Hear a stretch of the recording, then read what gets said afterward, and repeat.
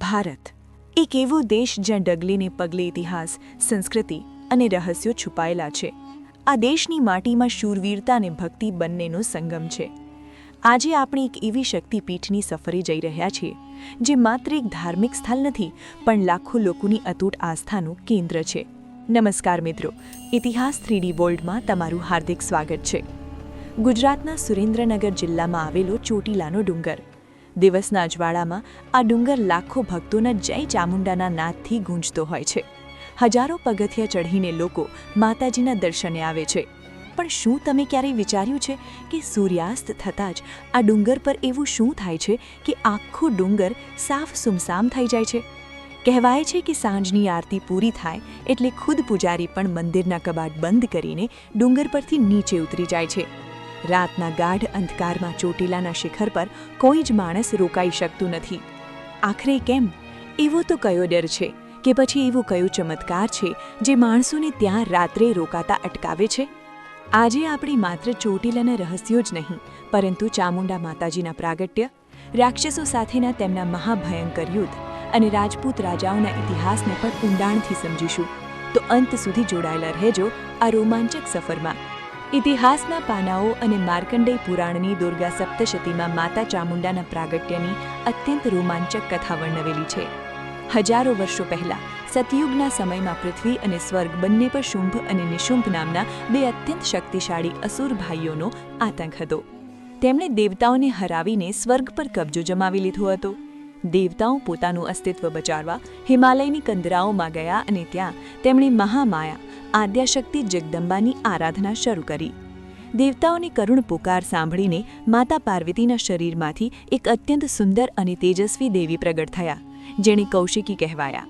જ્યારે શુંભ અને નિશુંભને અસુંદર દેવી વિશે જાણ થઈ ત્યારે તેમણે દેવી સમક્ષ લગ્નનો પ્રસ્તાવ મોકલ્યો. માતા કૌશિકીએ હસીને કહ્યું, જે મને યુદ્ધમાં હરાવશે તેની સાથે જ હું લગ્ન કરીશ.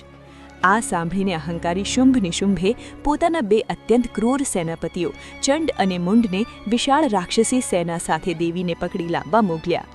જ્યારે ચંડ અને મુંડની સેના દેવી કૌશિકી તરફ ધસી આવી ત્યારે દેવીનો ક્રોધ 7મા આસમાને પહોંચી ગયો. તેમના ક્રોધના કારણે તેમનું મુખ કાળું પડી ગયું અને તેમની ભ્રુકુટી એટલે કે કપાળના મધ્ય ભાગમાંથી એક અત્યંત ભયંકર, ભયાવહ અને રૌદ્ર સ્વરૂપ પ્રગટ થયું. આ સ્વરૂપ એટલે કાળી માતા. તેમના ગળામાં મનુષ્યની ખોપડીઓની માળા હતી, હાથમાં ખપ્પર અને તલવાર હતી અને તેમની આંખોમાંથી જાણે અગ્નિ વરસી રહ્યો હતો. આ દેવીએ રણ મેદાનમાં હાહાકાર મચાવી દીધો. તેમના ભયંકર અવાજ માત્રથી રાક્ષસોના હૃદય ફાટી જતા હતા.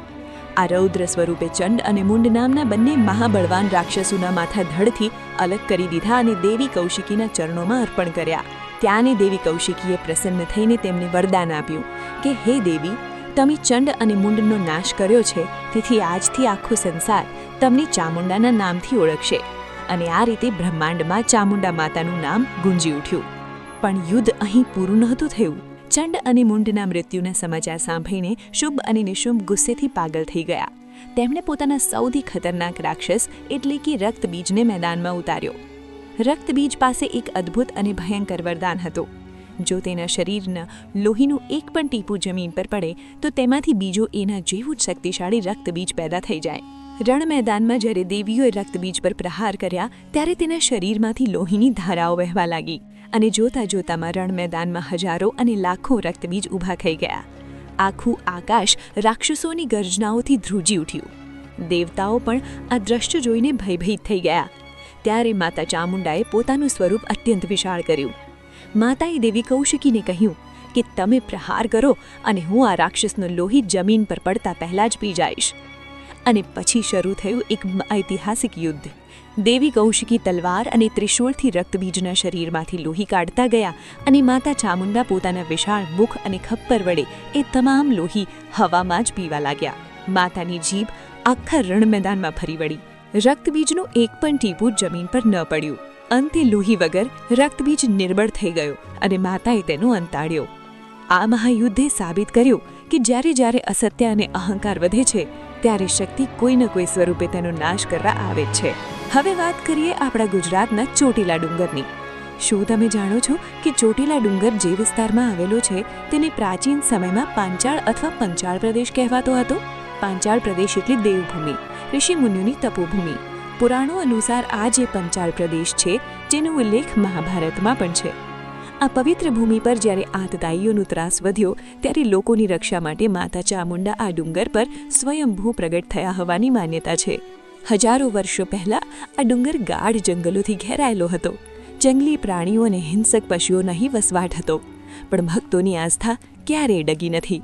ધીમે ધીમે અહીં એક નાનું મંદિર બન્યું. આજે એ જ ડુંગર પર 600થી વધુ પગથિયા છે જે ચઢીને રોજના હજારો શ્રદ્ધાળુઓ માતાજીના ચરણોમાં શીશ ઝુકાવે છે. ચાલો હવે પાછા ફરીએ એ જ સવાલ પર. રાત્રે ચોટીલા ડુંગર પર કોઈ કેમ ન થતું નથી? આ કોઈ અફવા નથી, પણ સદીઓથી ચાલી આવતી એક નક્કર વાસ્તવિકતા છે. જે કોઈએ પણ અહંકારમાં આવી કે જિજ્ઞાસાવશ રાત્રે ડુંગર પર રોકાવાનો પ્રયત્ન કર્યો છે તેની સાથે ચમત્કારિક ઘટનાઓ ઘટી છે.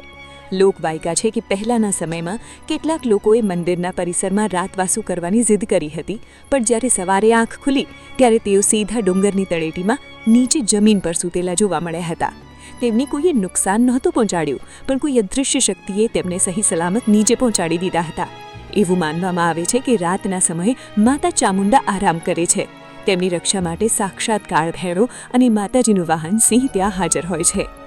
આસપાસના ગામના અનેક વડીલો અને ભક્તોએ દાવો કર્યો છે કે મધ્યરાત્રિના શાંત વાતાવરણમાં ડુંગર પરથી નગારા વાગવાનો, ઘંટારવનો અને સિંહની ડરાવણી ગર્જનાઓનો અવાજ આવે છે. આ કોઈ જંગલી સિંહ નથી હોતો, કારણ કે આ વિસ્તારમાં હવે સિંહોનો વસવાટ નથી. આ એ જ દિવ્ય વાહન છે જે માતાજીની સેવામાં હાજર રહે છે.